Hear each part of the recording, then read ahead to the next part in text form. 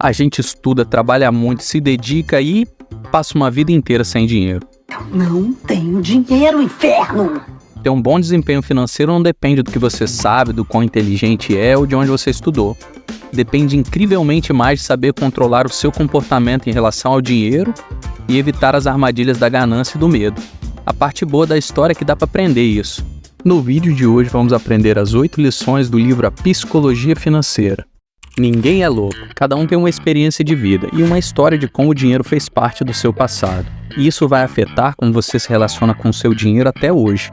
Por exemplo, se o seu pai comprou um terreno e viu o terreno dele valer 10 vezes mais depois de 5 anos, ele vai dizer para você colocar todo o seu dinheiro em um loteamento novo que está começando e você vai ficar rico ao esperar esses terrenos valorizarem. Mas se o seu pai comprou um apartamento e depois de 5 anos a rua do apartamento virou uma cracolândia e o apartamento perdeu 50% do valor, ele vai dizer que o imóvel não é um investimento tão seguro assim. O mesmo serve para quem investiu na bolsa de valores em um momento de crise e perdeu dinheiro, ou investiu em um momento de euforia e ganhou bastante dinheiro. Cada um vai defender o lado da experiência que teve no passado. Faça uma análise do seu passado, veja como as suas experiências ou a dos seus pais podem estar interferindo na sua vida atual hoje. Seja racional, olhe para o passado, aprenda com ele e avance para o que pode ser aplicado, alterado ou mantido. Sorte e risco. Sorte e risco são irmãos. Eles são a realidade que os nossos resultados são guiados por mais coisas do que apenas o nosso esforço individual. Bill Gates é fundador da Microsoft, um dos homens mais ricos do mundo, talvez uma das pessoas mais importantes da história do nosso planeta. Indiscutivelmente um gênio. Mas Bill Gates teve a sorte de, aos 13 anos, em 1968, estudar em uma das únicas escolas do mundo que tinha um computador.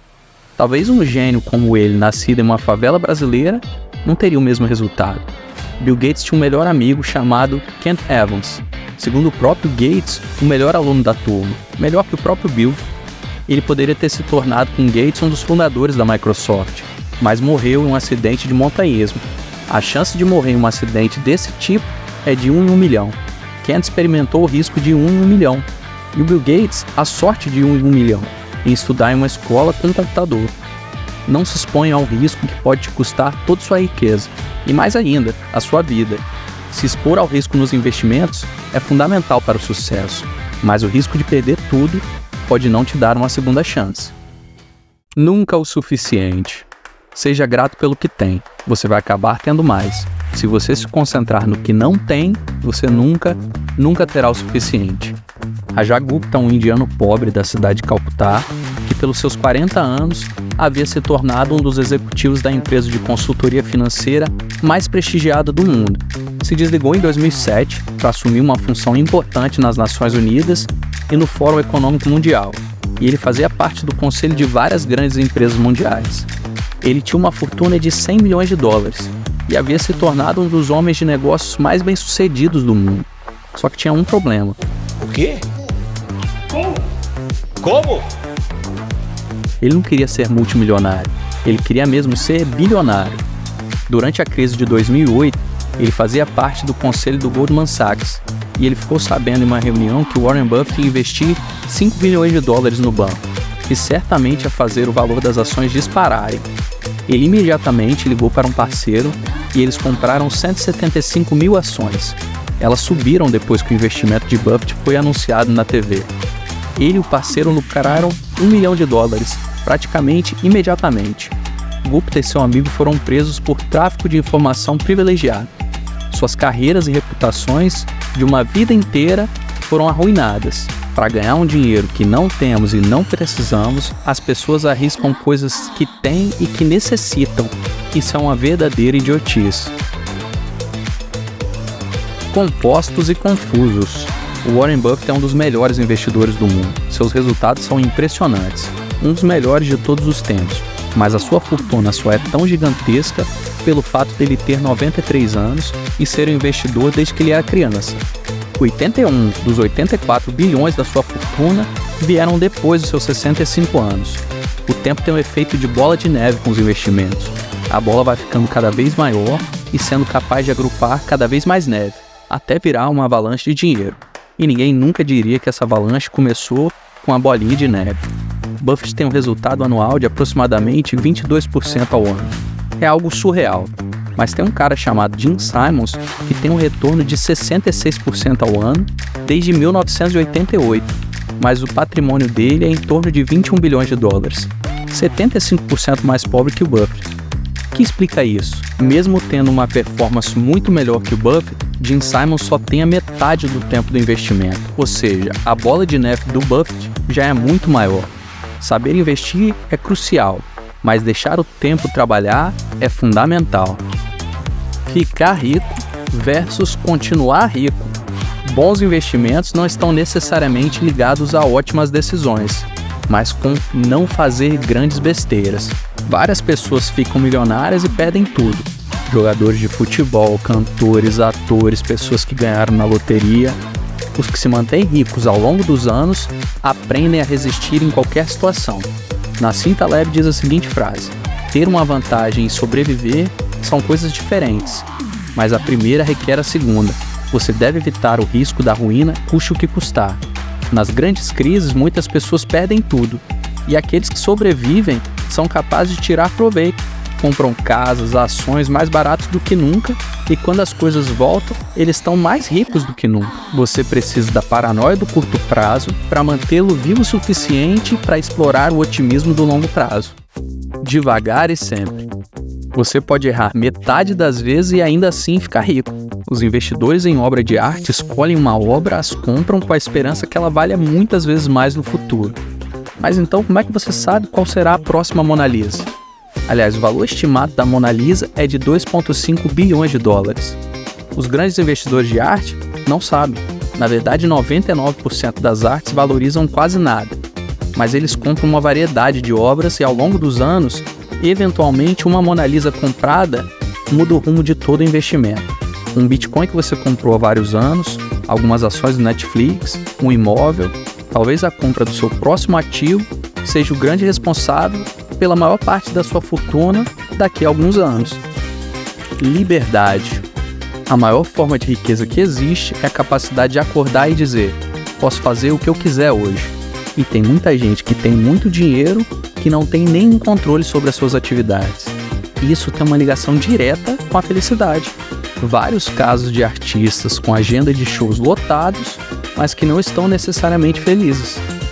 Uma reserva de emergência de 6 meses pode te dar a tranquilidade de encontrar um outro emprego com mais flexibilidade, quem sabe até ganhar menos e mesmo assim ainda ser mais feliz. Controlar o seu tempo é o dividendo mais alto que o dinheiro pode pagar. O paradoxo do dono do carro. Você sonha em ter uma Ferrari, mas na verdade você sonha em ter a admiração e o respeito de alguém que conseguiu comprar uma Ferrari. Na maioria das vezes nem respeitamos ou admiramos essas pessoas, somente olhamos para os carros, relógios e outros acessórios. A humildade, a empatia, a bondade trazem muito mais respeito e identificação do que com o motorista de um carro de luxo que nem sequer reparamos a cara dele, só nos detalhes daquele carro lindo que queríamos estar dirigindo. Fortuna é aquilo que você não vê. Gastar dinheiro para mostrar a alguém quanto dinheiro se tem é a forma mais rápida de se ter menos dinheiro. A gente tende a julgar que alguém que está dirigindo uma Hilux tem dinheiro, mas a única coisa que sabemos sobre essa pessoa é que ela teve o valor de uma Hilux subtraída da sua conta corrente, ou até duas se ela foi financiada, não sabemos. Não vemos as contas bancárias das pessoas para saber se elas estão usando cheque especial ou se estão indo bem financeiramente. Então usamos as aparências para medir o sucesso financeiro. Carros, viagens, rede social, mas a verdade é, riqueza é o que não se vê. A única forma de ser rico é não gastar o dinheiro que se tem. Não é só a maneira de acumular riqueza, é a própria definição da riqueza. Riqueza é o dinheiro que ainda não foi gasto. Se você gasta, sua riqueza diminui. Guarde dinheiro. É possível acumular fortuna sem ter uma alta renda, mas é impossível acumular uma fortuna sem guardar dinheiro. Todo mundo precisa de um mínimo básico de dinheiro, e uma vez que o mínimo está coberto, o que necessita será guiado pelo seu ego.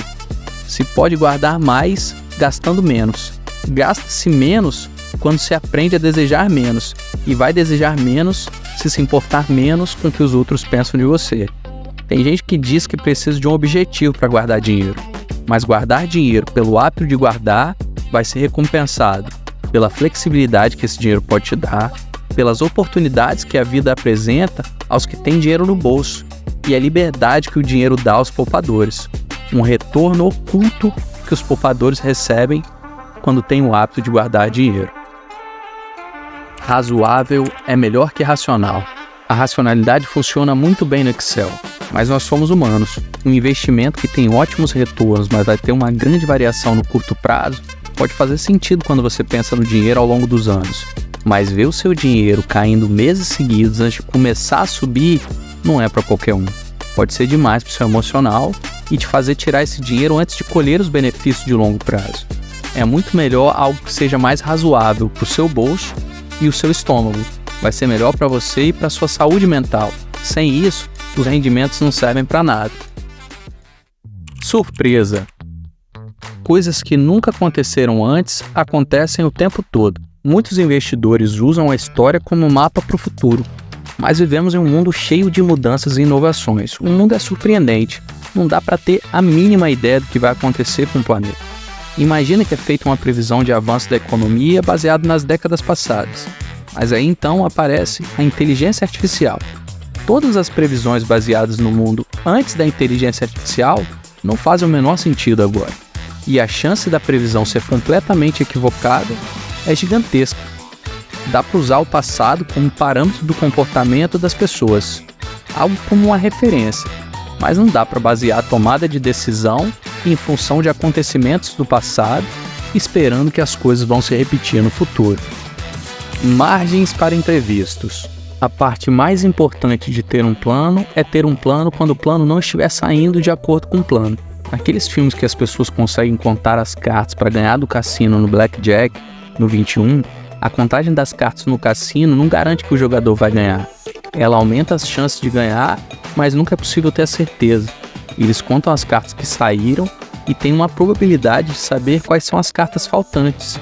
E eles apostam quando as chances são mais favoráveis. Nunca é uma certeza de que vão ganhar. Então o tamanho das apostas e os momentos das apostas têm uma margem para os erros. Você pode amar os riscos, mas precisa ser avesso ao risco da ruína. As probabilidades estão ao seu favor na roleta russa, mas um erro te tira do jogo para sempre. Você vai mudar. Fazer um planejamento de longo prazo é mais difícil do que parece, porque os objetivos e os desejos das pessoas mudam com o tempo. Ter um objetivo em mente parece fácil e divertido. Ter um objetivo em mente com as oscilações e as mudanças da vida real é completamente diferente. Não dá para contar no seu planejamento que você vai trabalhar 16 horas por dia nos próximos 5 anos e que vai gastar 50% da sua renda nos próximos 12 meses. Isso vai mexer com a sua cabeça, com a sua capacidade física e talvez te faça te arrepender de tanto sacrifício. Devemos aceitar que a nossa cabeça e as nossas prioridades mudam com o tempo. Tudo tem um preço. Tudo tem um preço, mas nem tudo está com uma etiqueta. O preço de altos retornos em criptomoedas está na oscilação das cotações diárias e nas várias criptos que desaparecem ao longo dos anos. O preço de um investimento de renda fixa com altas taxas de retorno está no tempo que seu dinheiro deve ficar parado no banco ou no risco de colocar esse dinheiro em um banco menor. O preço de uma franquia de chocolate está nos royalties que você tem que pagar sobre as vendas, taxa de marketing, taxa de franquia. Tem que se avaliar o verdadeiro custo dos investimentos, que muitas vezes estão disfarçados no possível resultado final, e saber se você está disposto a pagar ou não. Você e eu. Cuidado com as dicas financeiras das pessoas que jogam um jogo diferente do seu. Seu gerente do banco está te oferecendo um investimento que supostamente é melhor para você, mas ele está baseando isso apenas nos produtos que ele possui e principalmente nas metas de venda que ele tem.